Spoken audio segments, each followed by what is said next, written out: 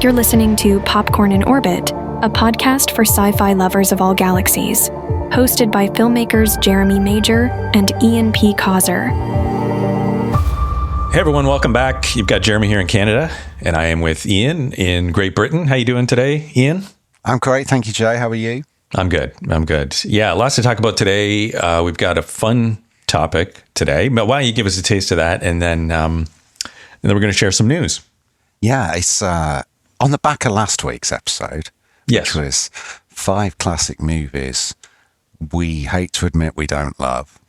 Yes. Thought we'd go in the opposite direction. There's a nice bookend to it, and we're going to call the episode 5 Guilty Pleasures. So Yeah. 5 not great movies, necessarily, that we absolutely adore. That's right. Yeah. How fun is that? Oh, it's so much fun. It should be illegal. That's how much fun it is. Illegal. Yeah, and do you have some in there that you're afraid to admit to liking? Yes, I do. And I also have a few in here where I'm like, this is a good movie. I don't know what the rest of the world thinks. I know. You know? I agree with you. Absolutely. All right. So before we get to that, I think we've touched a little bit on this film that we did this summer called Joe 3.0. And, not to like shamelessly plug too much, but it is playing at the Hamilton Film Festival in Ontario, Canada. And we just thought we'd share some info around that. Yeah, absolutely. And yeah, I plug away. What's that? Plug away. Oh, you want me to plug away? Got it. Yeah, plug away. Okay, here we go. All right. So I am shamelessly plugging. Yeah. So what's happening is it's part of a night sponsored by Found TV called Thrills and Chills. Ooh. So they bundled together, what is it, about 9? Looks like 9 shorter films. And the film that we did is about half an hour long. Yeah, we're going to be the longest there, I'd imagine. Probably. Yeah, that's pretty long for a short film. But so it should be fun. I'm sure there's going to be some blood, some scares, some interesting ideas. I'm excited. And where's this taking place, Jay? That is... Well, Ian, I'm glad you asked. Ancaster Memorial Arts Centre, which is this beautiful theater in Ancaster, Ontario, which is kind of connected with Hamilton, a wonderful artsy city in southern Ontario. Named after George Hamilton, I understand. Probably. Yeah. I don't know. Nobody talks about that. Okay. But this theater is... It used to be a school. It was like a heritage site school. And so I think they weren't allowed to tear it down, but a bunch of people got together and put some money in and whatever else. I don't exactly know how it came together, but they essentially kept the school, updated it, and then built this huge, beautiful theater on the back of it. That's so fantastic. It's awesome. There's like a grand piano in the lobby, and it's really a great venue with a lot of vibe, which is so important with theaters these days. But anyway, I digress on the theater. October 24th, which is a Friday. The Hamilton Film Festival starts, I think, on the 17th and runs for about 10 days or so. And so it's somewhere in the middle there. But Hamilton Film Festival is great too. A lot of international stuff, as well as a lot of, local sort of Hamilton-based filmmakers get screened there. Some really big name stuff comes out, and then you also get a lot of like indie films in that. So it's just a terrific mix and a lot of like social aspects to this festival. Very cool. Yeah, which is run by our friend Nathan Fleet, and he just puts his heart and soul into everything he does, and people love him, and he's always right there, and you can talk to him, and he loves to bring people together. So really great event. Where can people get tickets? Oh my gosh, you're really HamiltonFilmFestival.com. Excellent. And will you be there, Jay? You use my reference code. No. I expect to be there. Yeah. Yeah. And Christina Hampson, who's in it. And I guess you're not going to be joining us all these miles between us. I genuinely really gutted I can't, but I would love to have been there. But yeah, if you go along, go and say hello to Jay. He's the nicest guy in the world. If you need to borrow money, just ask Jeremy. He's there for everybody. Keep your FaceTime handy, and I'll if there's a Q&A, I'll bring you in. Yeah, that'd be good. That'd be good. All right. So it's called, our film's called Joe 3.0, and it's, but as I say, part of about 9, series of about 9 films that night. So tons of good stuff to watch, I'm sure. And we'll be talking about this further down the line in the pod when we get a distribution sorted once and for all. Right, yes. And hopefully it'll be available to a wider audience. But yeah, if you can go along and support Nathan, support Hamilton Film Festival, support Jeremy, be really grateful. And I think you're going to have a great time.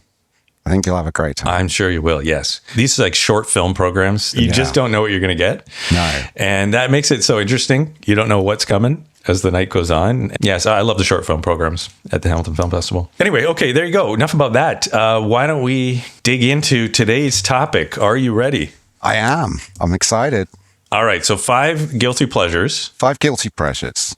Great movies to us that may not be so to everyone else. Yeah, there may not. Yeah, the pop culture vibe is that this isn't a great movie. Yeah. But we love it. Yeah. I mean, we don't know what each other's lists either, which No, we it just don't, makes no. this stuff far more fun. So I'm keen to see if I've even seen any of the ones that you've picked. I and know. vice Yeah. versa. Yeah. And I think there's this thing where it's not always that the films I've chosen are decidedly bad, but I'm definitely not necessarily the target demographic. That's fair. Yeah, it's a really good point. How's that? Yeah, because nothing on my list is intentionally schlocky and bad. Right. No. Because that is its own genre, isn't it? Particularly in is, horror, yeah. you do get this intentionally schlocky sort of. Yeah. Which I just don't subscribe to personally. It doesn't do Yeah. anything for me. So my list is more movies that when they tried to make them, the intention was for them to be good movies, but they missed something at some point for the majority, but they didn't miss it for me.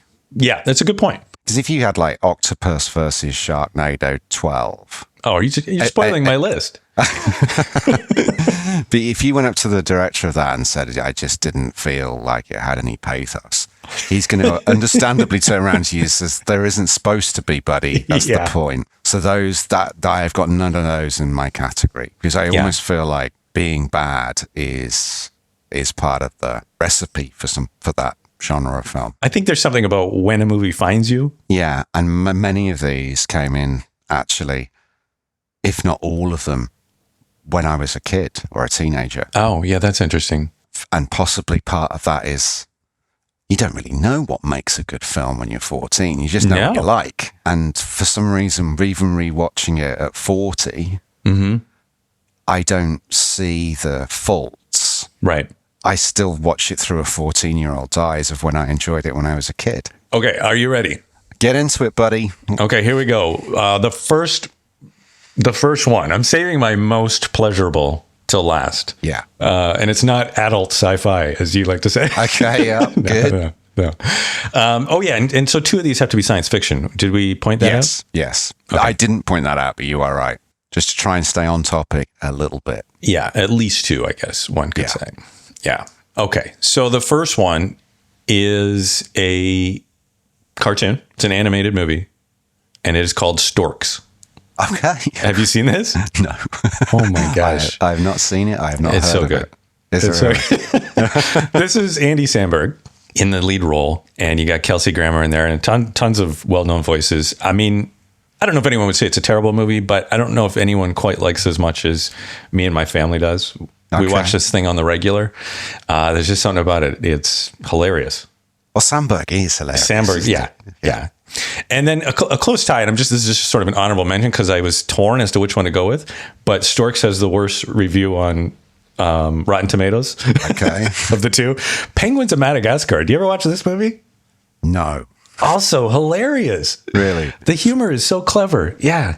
Like, I don't even know if I feel like it's almost more for adults than kids. It's that Is that kind animated as well, is it? It's also animated. Yeah. Yeah. I think they're both like DreamWorks, Okay. right? So a little edgier than a Disney, Yeah. Pixar. Yeah, a little more adult. A little more. Adult cartoons. Yeah. Adult animation. These are 2 great movies. I feel like every adult should watch. Love it. I'm going to check out Storks, certainly. Cause I love Yeah. Sandberg. Check out Storks. It's hilarious. All right, go ahead. What have you got first? At number 5, and I think this is a great comedy film of its time from the 80s, but I appreciate it is not considered one of the great comedy films from the 80s, and that is Brewster's Millions. Oh, wow. Have you seen Brewster's Millions? Oh, I have not seen it, but I've heard good things. Yeah, my sister-in-law apparently was a huge fan of that as a kid. It's Richard Pryor and John Candy. Oh, so I didn't even know that. Straight off the bat, you've got two of the all-time great comics. Okay. With a premise that is... The log line writes itself. It's genius. In order to inherit a very large amount of money, right, Richard Pryor's character has to spend a very large amount of money and lose it all within a very short period of time. It's capitalism at its worst. It's probably a comment on Reagan's America, actually. Right, okay. But what ensues is hilarious. Okay. As Richard Pryor and John Candy do their best to lose millions of dollars in a weekend, and you can't have any assets left at the end of it. So they do silly things like hiring the New York Yankees to play their local baseball team. Oh, okay, and stuff like that. And it's just set piece after set piece after set piece. Wow. And I love it to bits. So what is Candy's role? He's his best friend. So he's Richard Pryor's best buddy. He's the one helping him to. And this comes before John Candy sort of launches at the peak of his career. Yeah, okay. This is kind of, I think it's even before Summer Rental. So John Candy himself hasn't had a lead role at this point. He's the second. Yeah. So, and he's just brilliant. You know, he's the shortstop. Of course he is on the baseball team. Right, okay. So you can imagine the barracking he gives the batters and what have you and all of that. So Wonderful. he gets to play against the professional team. He does. Right? He gets to play shortstop against the New York Yankees. Okay, that's fun. And start fights with them. It's as only John Candy can. Yeah. And Richard Pryor's a genius. You know, anybody who appreciates comedy, he's on the Mount Rushmore of comedians. Yeah. So it's just fantastic fun. Okay. It's fantastic fun. Yeah. But you'll never hear of it talked about in the same vein as Home Alone or Planes, Trains and Automobiles or Uncle Buck or Turner and Hooch. But it's that sort of style. I nearly went with Dragnet. Did you see Dragnet? Tom Hanks and Dan Aykroyd. No.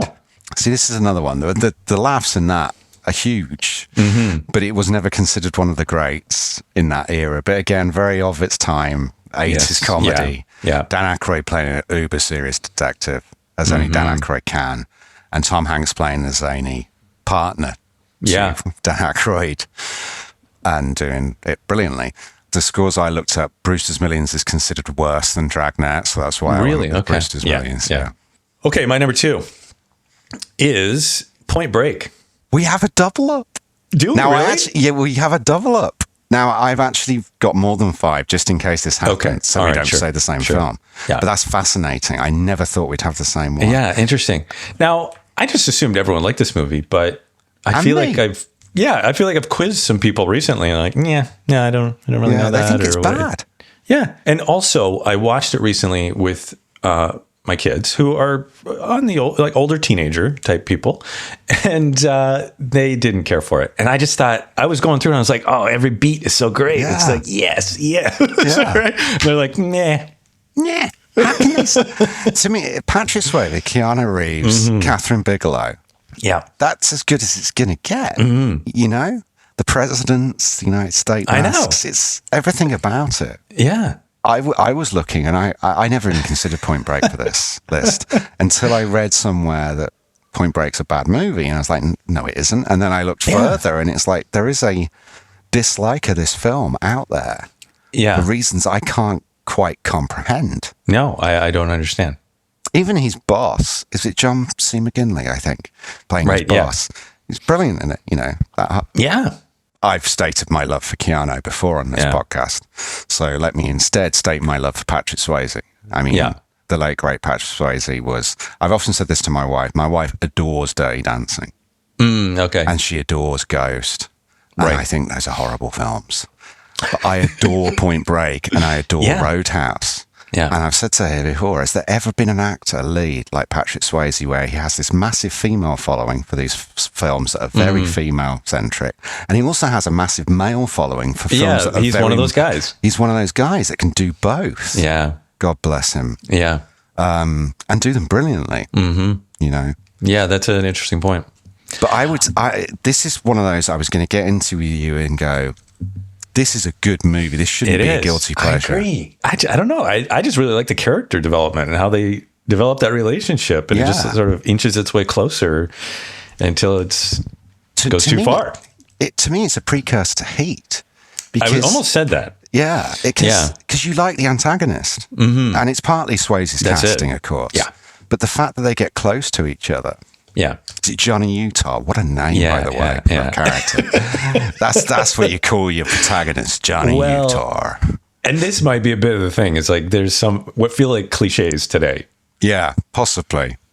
But he looks like a Johnny Utah. He does. You don't look at him and go, that's a silly name. It suits him down to the ground. But yeah, to get back to it, I think this sympathy and an affection for an antagonist, when there isn't an anti-hero, you still love the protagonist, but you also it does remind me of the way that you feel about De Niro's character in Heat, particularly when they sit down, Pacino and De Niro sit down and have that cup of coffee. And it's not as serious, as dark as Heat, but it has something as that is of its time, that surf culture, California is it 80s or 90s? It's right on the cusp, isn't it? That movie is 1991. So it's right on the cusp of the 80s still. You've still got a bit of 80s. That's right. Hair. And 80s music, slow-mo. I love those long lens shots. Yeah, those long lens. And no CG. You think about some of the stunts and stuff they did in that movie. Yeah. All right. Well, I'm glad we're on agreement with that one, at least. That's cool. Yeah. As if we both picked that. So do you want to take a number 2 there? You got another number 2? Yeah, I've got another one. So I'm going to go with, if I'm not using Point Break, I'm going to go with Con Air. Oh my gosh. Yeah. Now, Con Air is a cult film. Okay. It has a cult following. John Malkovich's Cyrus the Virus is...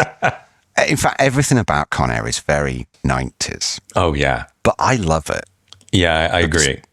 Nick Cage, I think this is the first time I really noticed Nick Cage tongue-in-cheek. I think there's a period just before this where you're like, oh, we don't get Nick Cage. Like, the world didn't understand Nicolas Cage. Right, yes. Because he's so deadpan. Yeah. And then you see this and you're like, okay, yeah, he's playing it. Yeah. Tongue-in-cheek.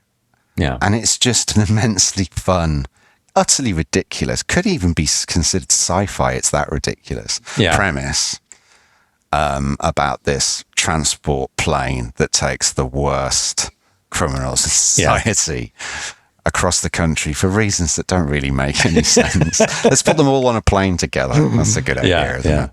I'm not sure that you can say that Con Air doesn't work for what it is. I think it's exactly what they were aiming for and they nailed it. But I also am aware that you can't call Con Air a good film. There was this string of Bruckheimer films. Yeah. In the 90s. Yeah, because what year is this? This is 97. And it was just like one year after another, you'd get one of these huge Bruckheimer action movies, right? And I feel like there's a lot of physical effects in it, a lot of stunts, a lot of totally physical stuff that's cool in it. But you're right. The Simpson Bruckheimer. Yeah. This might be as Simpson Bruckheimer-ish a film as they made. Can you think of a more Simpson Bruckheimer film than Con Air? Well, yeah, I mean... Bad Boys, maybe, or The Rock. Are they... The Rock would be of a similar vein. And then there was also Armageddon, where they were destroying the comet or whatever it was. Yeah. They were just huge, but every shot just looks like it's spectacularly lit. Perfectly lit, and exceedingly expensive. Unnecessarily expensive. Unnecessarily expensive, yeah. It was a great time for cinema. Yeah. It was. It really was. If you're going to wreck a car, let's wreck a Ferrari. Yeah. Why would a cop have a Ferrari? Well, let's not worry about that. Let's just wreck the Ferrari. Yeah, wreck the Ferrari. Yeah. A lot of testosterone in those movies. There is an awful lot of... to the point where it's camp, I think. It gets to the point of being camp almost. Yeah. It's that sort of... I don't know how much baby oil they put on Nick Cage's pecs, but it felt like every time the cow was cut, somebody's going in and putting the baby oil on his pecs while he's in the vest, But it's just good fun. It's just good fun. I agree. Yeah. All right, next I'm going to highlight Lake Placid. Okay, cool. Yeah. I think that's a good movie. I don't think anyone else did. Really? It's just you and me. Yeah. Yeah. And again, I have to set you up with the context here. I was a big Ally McBeal fan. Yeah. You'd hear things about David E. Kelly, who wrote the show. He was like the producer, showrunner. And like, you know, he would write the show like just on a notepad, apparently. He was just like, Really? yeah, I think he was just so prolific, that guy. He could just burn out a script in no time. I mean, I don't know. This might just be legend. But so in the kind of heart of Ally McBeal and all that, he comes out with this movie that, you know, was like a creature feature. So I was really excited about seeing it. Maybe it's not the greatest movie of all time, but I think what is great about it is that it takes a lot of the conventions of the genre and makes fun of them. You know, it's a movie that knows what it is. It is. The characters know what they are. Yeah. Right. If you're a viewer and you think it's taking itself seriously or something, you're not going to like it. No, but I agree with that. You're absolutely right. I don't understand a viewer going in and taking it seriously, because Lake Placid does not at any point take itself seriously. No, I know what you're saying. That's why I like it. But it's playing off the cliches, right? Yeah. And if you think it doesn't realize it's the cliches, then you might have a problem. Yeah, true. That's very true. But it's Brendan Gleeson. Yes. He's brilliant. Yeah, he is. I remember I found it simply because Bridget Fonda was one of the ladies on my bedroom wall. I'm just going to say I just had a massive crush on Bridget Fonda in the 90s from when I first saw her in, I think, Godfather Part 3 and Jackie Brown. And she's made this creature feature. I'm like, this will be fun. And she's so good in it. She's so funny in it, you know. Yeah. And I do feel like they're taking a mickey a little bit out of even the X-Files, you know, and the stuff that was around at the time. They're poking fun a little bit. It is 85 minutes, just glorious entertainment. Yeah. Yeah. And Betty White in there, that's just what being I a was going goofball. to say. The reveal at the end as well with Betty White is hilarious. It is. You know, you can't not find that funny. Yeah. I might get some hate for this. I didn't like The Meg. Right. Because I thought The Meg took itself seriously. Yes. If David E. Kelly had written The Meg, that's what Lake Placid is. Yeah. Basically. So if anybody's... imagine The Meg, but funny. Yeah. That's Lake Placid. Yeah. Check it out. There you go. All right. What's your number 3? My number 3 would be Outland. Sci-fi. Outland? I don't know this. So it came out, I think, early 80s. Sean Connery in the lead. Okay. And it is basically High Noon in space. Okay. He's on a mining colony. He's the marshal, and the bad guys are coming at noon. And everybody deserts him, and nobody wants to help him out. So the plot is it's just a complete take of High Noon and sticking it on Io, which is a moon of Jupiter. I'm completely sold from this pitch. Yeah, and I like it. I think it's really good. There is a theory out there, it's not my theory, but I subscribe to it, that it is set in the world of Alien. And the reason the theory started was because Alan Ladd Jr., who was head of Fox, greenlit Alien, and then he started up Alan Ladd Jr. Productions once he left Fox, and he produced Outland. Okay. And when you look at it, it's clearly inspired by Alien in the sense that the production design is extremely similar. Alien's the first time you're seeing like dirty spaceships and mucky. Yeah. And it's very similar to that. There's a lot of reference to The Company, which is the bad guys. Yeah. And it just feels like it fits into the Alien world. Okay. But, it's a really strange film because I've watched it now 3 or 4 times over the course of my life. And the first time I watched it, I thought it was brilliant. The second time I watched it, 10 years after that, I thought, it's not that great, actually. Yeah. Then I watched it again with lower expectations. It's better than I remember.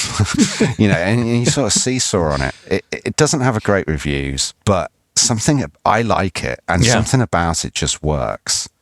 I'm going to check this out. Okay, my next one is, and again, this is a film I thought everyone liked until I looked at Rotten Tomatoes.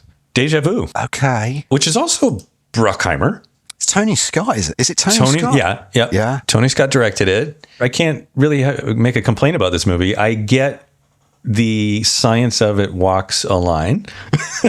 Yes. But that's what makes it interesting. You do have to buy into the premise of these sort of whatever you want to call it, time travel type business. It's about, I haven't seen it in such a long time. Is this the one where he's trying to prevent a terrorist attack? Yes, that's right. Yeah. And then it really becomes about this girl, and I think he's trying to save her. Yeah. I like the movie. I love Denzel. So I often find myself in conversations where people are going, X movie wasn't great. Mm-hmm.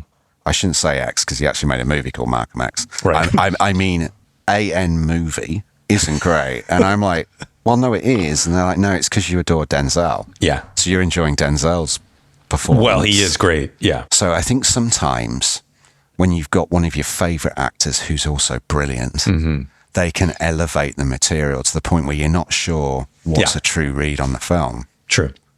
Now, what's interesting, considering I don't remember it all that well, is even though I've got every Denzel Washington movie on VHS and then DVD and now streaming, I haven't seen it again. Whereas I've watched Crimson Tide, Tony Scott and Denzel, maybe 6 times. Right. So something stopped me revisiting Deja Vu, which is intriguing. So I'm going to watch it this weekend now. And what's hold me back from revisiting Deja Vu? I love the premise, personally. I bought into that. I like it. I think I like it when it's so high concept like that you have to like change your brain. Yeah. To accept what comes next. Anyway, I really like it. So there you go. What have you got? My number 2 is a movie called Force 10 from Navarone. Say what now? It's called I've Force never heard 10 of this. from Navarone. I'm not surprised. Okay, this is obscure. It wasn't intended to be obscure. Okay. And that's why, I think this is the one film on my list where I can agree it's objectionably bad. but I love it. And the reason I love it is because I found it as a kid and I'd never heard of it. And I mean like 9, 10-year-old kid on a Sunday afternoon, movie comes on. So can you imagine little Ian, as you know him now, is sitting there on a Sunday afternoon, flicking through the channels, all 4 of them that we had at that time. Yeah. And he spots a boy's own action film about 10 minutes in, set during World War II. And it's American troops working together with British troops. And the commander of the American troops is played by Harrison Ford. And the commander of the British troops is played by Robert Shaw. Can you imagine the excitement that brought in? Yeah, wow. I've got Quint and Indiana Jones together in a war movie fighting the Nazis. I can't tell you how excited I was. I remember running in and asking my dad, who is a film buff, Force 10 from Navarone, have you ever heard of it? Nope. There's a reason. Yeah, okay. What year are we talking here? 1978. So post Jaws. Post Jaws, post Star Wars. Star Wars, yeah. Pre-Indiana Jones. Pre-Indiana Jones, okay. The Guns of Navarone is a great movie from the 50s starring Gregory Peck and David Niven. Okay. And written by Alistair MacLean. Great story. The idea behind this is it's a sequel to The Guns of Navarone that takes place shortly after The Guns of Navarone have been blown up by David Niven and Gregory Peck. But realizing it's 20 years later, we can't use David Niven and Gregory Peck. So let's bring in Harrison Ford to play Gregory Peck's role and Robert Shaw to play David Niven's role. Wow. And let's throw in Edward Fox to help out, Barbara Bach, Richard Keel as a massive Nazi. That'll be fun. Carl Weathers, just off his NFL career. Yeah, I know. All these, Apollo Creed, all these guys that I love are in this film. And it is not a good film. It isn't. Wow. Everybody involved with it tried to deny being involved with it. Robert Shaw hated it. Harrison Ford hated it. Oh my gosh. It's a bad film. But directed by Guy Hamilton, who directed some great movies, particularly war movies. It doesn't work on any level. Franco Nero's in it as well. And Franco Nero, my mom had a crush on Franco Nero. So she sees Franco Nero and says, why haven't I seen this? So we're all sat around watching this. And my mom and dad come to the conclusion pretty quickly, this is a bad movie. Right. Whereas I'm in loving every single second of it. Yeah, at that age, yeah. It's boys' own action. And I've revisited it since. And I'm laughing at how poor it is, but loving it. Okay. But I think I only love it because of the talent involved. Yeah. Harrison, Robert Shaw, Carl Weathers, Edward Fox, Richard Keel. It's just a phenomenal cast. Wow. And they all went out to Yugoslavia to film this thing. And it just doesn't. It's not good on any level. But the acting is. The acting isn't the problem. Gotcha. The script's the problem. Yeah. Okay. Yeah. Yeah. You know. Yeah. That's a true guilty pleasure. Okay. I might skip that one. Okay. Yeah. Yeah. So what's your number one? So my number one, oh man, this is, I love this movie and I know it's not great. Blades of Glory. Okay. Yeah. Will Ferrell. Yeah. It is genius. I just think, I do love Will Ferrell, and I think this movie is just so over the top. Is it considered a bad film then? If you look at any ratings, yeah. And, John Heder from Napoleon Dynamite, that's another movie that's like, you're watching it, you're just going like, what the hell is this? But I couldn't help but like that one. I felt like that was well rated, was it not? I don't know. Yeah, it actually did fairly well, I think, for what it was at the time. But yeah. Anyway, so yeah, you put him and Will Ferrell together, and I just think it's a genius film. Yeah, genius. That's a great word for it. I love the way it speaks to us as well. I've picked an 80s screwball comedy, and you've picked a noughties screwball comedy. Yeah. The only difference is the eras that they were made. Like I saw somebody the other day say that Dodgeball is 3 out of 5 stars. Right. I was on a flight. It was an in-flight magazine, and Dodgeball was available, and it gave it 3 out of 5 stars. It's like, are you kidding me? Dodgeball's a classic. I know. It's a. What more do you want from it? Yeah. Yeah. Pathos. Really? It's just brilliant. It's like, how do you even apply a number to these types of films, right? And there's some things about it, like that, some of the skating and that looks so fake that you don't care. No, you just don't care. Tell me about your number one there.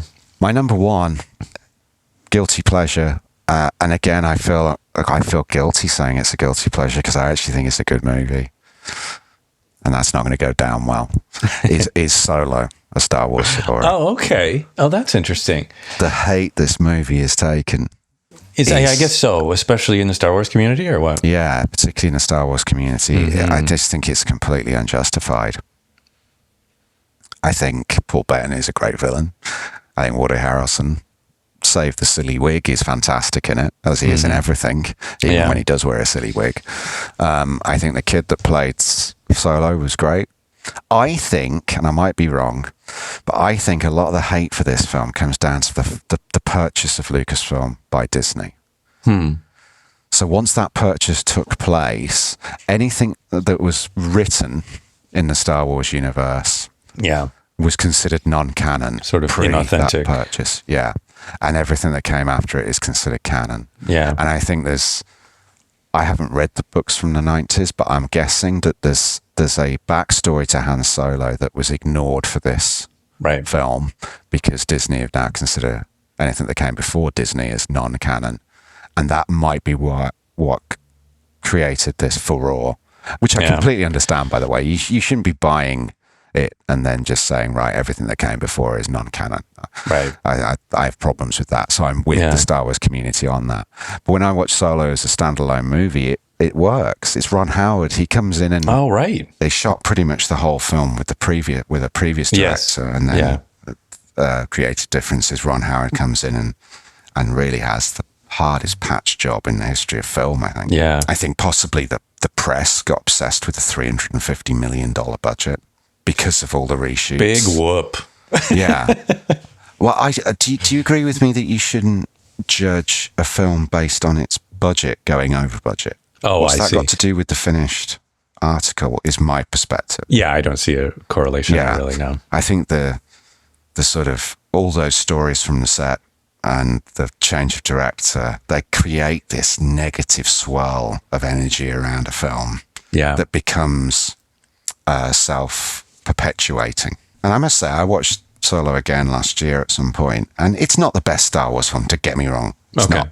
But it is not a bad movie. I'm sorry, it isn't. No. It just isn't. It's a good movie. It's a good Star Wars movie, and I enjoyed it. But I'm even a little nervous saying it on this podcast. Oh, it's okay. You're like safe Solo. Here. You know, do you know what I mean? Yeah. It's a tricky one. It's like that. There's so much hate towards it. Oh, I don't think I realized that. Yeah, that for a Star Wars fan to say, yeah, I think Solo's pretty good. I enjoyed it. I think the toughest thing is when everyone knows Harrison Ford in that role. Yeah. And now you've got a new person. And so much of that character is built on him as an actor. Yeah. And his natural style and whatever else. Absolutely. And this is why I say it. Have you met a bigger Harrison Ford fan than me? No. I went into this going, I'm going to hate this because it's not Harrison. Gotcha. But I intentionally went in with an open mind on it. And to be honest, Donald Glover is far more impressive as a young Lando Calrissian. Yeah. I went into it thinking I'm going to hate this, and I didn't. Yeah. And I don't think you should judge it based on... You can't compare him to Harrison Ford. It's not fair. No, you really can't. And the only reason I'm not mentioning the actor's name is because I don't know how to pronounce it. Oh, right. Let's just say Alden. Yeah, go with that. I do feel like I've seen Woody Harrelson do this role a few times. Yeah. I think it's the same wig from Hunger Games. I think he just, you know, we're up to $350 million budget here, guys. Can we reuse anything? Can Woody stuck his hand up and he's like, I still got this wig from Hunger Games I can stick. Okay, let's go with that. I'm sure that's exactly how it went right there. So yeah. Okay. It's a guilty pleasure because I don't advertise it until I sedate it on a podcast. Probably. Yeah, I was just going to say, at least now no one knows. Yeah. Well, Ian, thanks so much for sharing from those deep, dark places within. You make it sound like I secretly watch Solo every night.